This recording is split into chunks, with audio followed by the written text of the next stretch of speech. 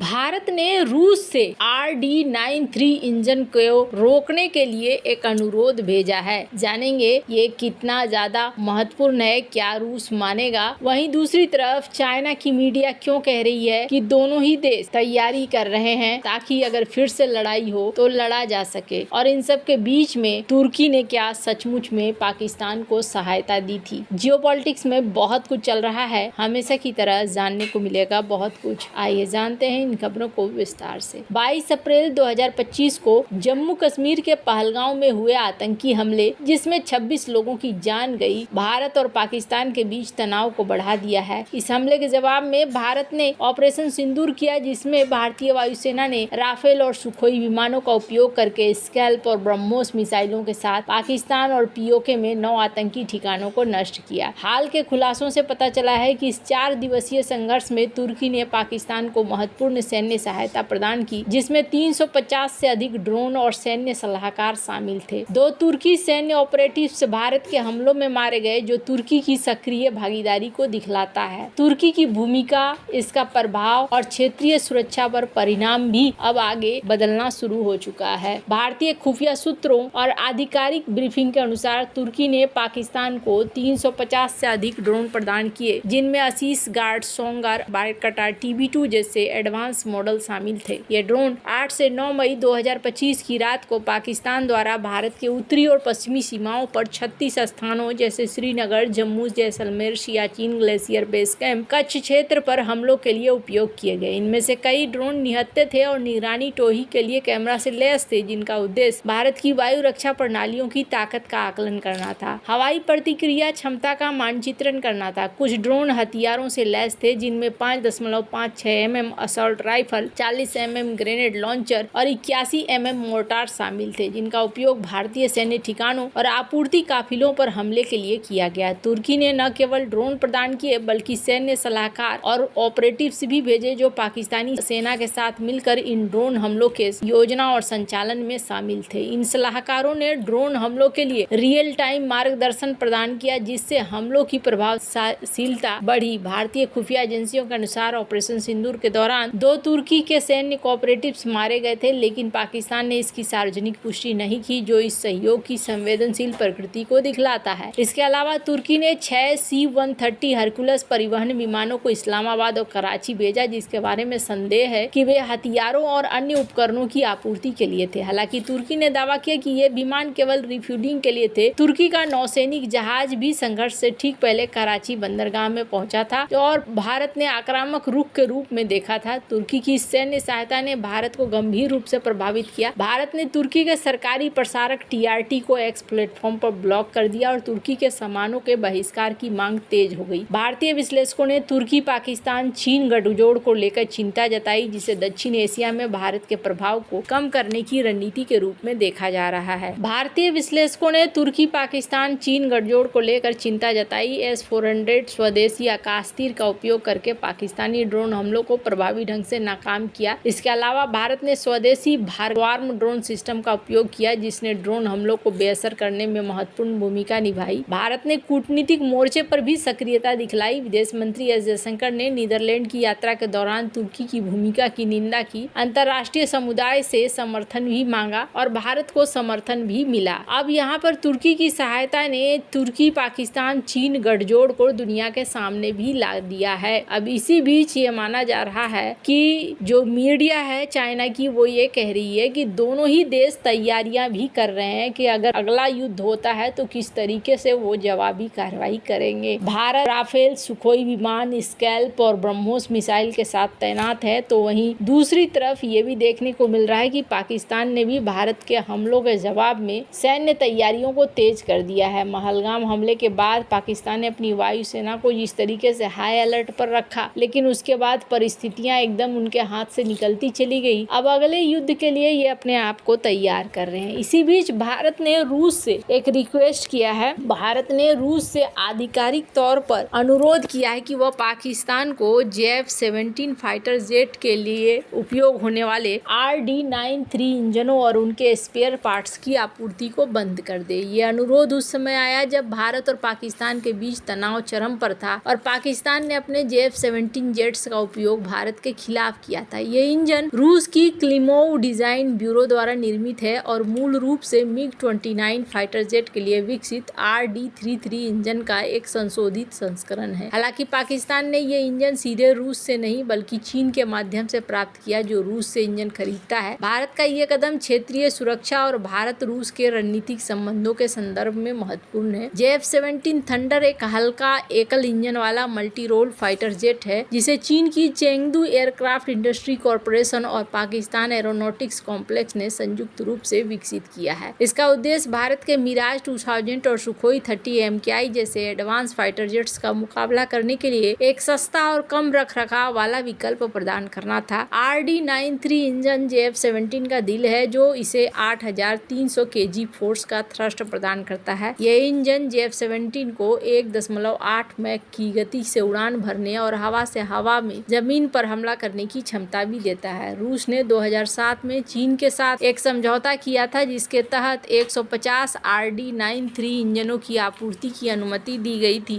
RD-93 JF-17 का दिल है जो इसे उड़ने में मदद करता है। रूस ने 2007 में चीन के साथ एक समझौता किया था जिसके तहत 150 RD-93 इंजनों की आपूर्ति की अनुमति दी गई थी। भारत ने उस समय भी इस पर आपत्ति जताई थी। भारत का तर्क है कि वह रूस का एक प्रमुख रक्षा खरीदार है और रूस को अपने प्रतिद्वंदी पाकिस्तान की सैन्य क्षमता को बढ़ाने में मदद नहीं करनी चाहिए। भारत ने रूस से RD-93 इंजनों की आपूर्ति रोकने की मांग इसलिए की है क्योंकि हाल के तनावपूर्ण हालात में पाकिस्तान ने JF-17 जेट्स का उपयोग भारत के खिलाफ किया था। ये जेट क्षेत्रीय शक्ति संतुलन को प्रभावित कर सकते हैं, खासकर तब जब भारत और पाकिस्तान के बीच युद्ध जैसे हालात बन रहे हैं। भारत का कहना है कि RD-93 इंजनों की आपूर्ति रोकना क्षेत्रीय सुरक्षा के लिए जरूरी है। यह अनुरोध भारत रूस के लंबे समय से चले आ रहे रक्षा संबंधों के बीच एक नई चुनौती है, क्योंकि भारत रूस से सुखोई 30, मिग 29 और अन्य हथियार प्रणालियों का एक प्रमुख खरीदार रहा है। 1971 में भारत